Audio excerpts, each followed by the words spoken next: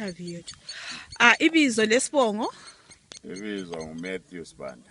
Lingasitshela ukuthi singaphi lapha? Lapha sisendaweni okuthiwa eMangwe.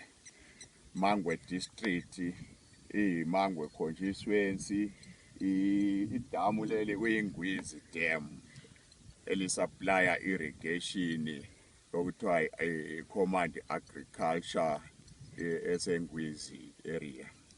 Esupplya lelokithi labobhulu eliseNgwizi ngamanzi.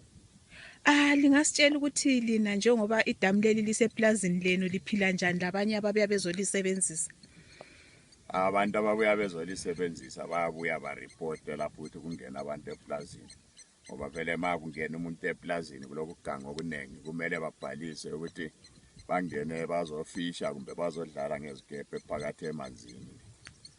So kumele sikwazi ukuthi kulabantu abaphakathi abangenileyo abanjani. Njengomlimi lukusiza kangakanani idamu leli ezifuyweni zakho?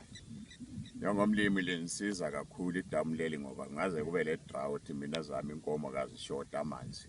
So ngiyazifida izibaya zikhona lapha eduzane ledamu makusebusika. Mangiqeda ukuzifida ziyehla ziye emanzini ziyenatha amanzi.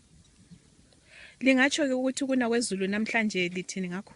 Okuna kwezulu eline lamhlanje kunjabulisa kakhulu njengomlimi ngoba izulu selinile 3 days kulandelana.